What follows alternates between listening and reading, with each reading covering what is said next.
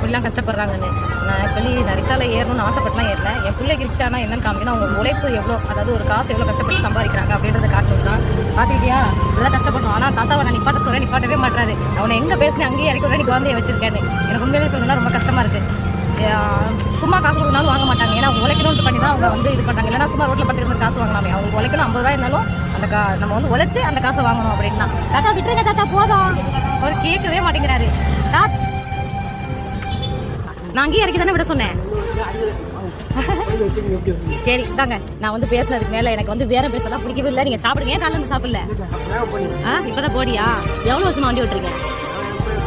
50 வருஷமா உழைப்பே வேர்வுன்னு சொல்றாங்க. நான் ஒன்னும் உழைச்சிக்கிட்டு தான் இருக்கீங்க. அதுக்கு ஒன்றும் பாட்டு கிடைக்கல. இந்த மாதிரி பீப்புள் கிட்ட எல்லாம் தயவு செஞ்சு வேற பேசாதீங்க. என்ன சொல்ல விரும்புறீங்க எல்லாருக்கும்? நான் வீடியோ எடுத்துருக்கீங்க. வேற பேசணும் உதவி பண்ணுங்க, அவ்வளவுதான் சொல்றீங்க. வேற எதுவும் எதிர்பார்க்கல. சரி சரி காய்ஸ், இந்த மாதிரி வந்து ஹெல்ப் பண்ணுங்க. உங்களால முடிஞ்ச எனக்கு இதுல வரணும்னு ஆசை கிடையாது. பட்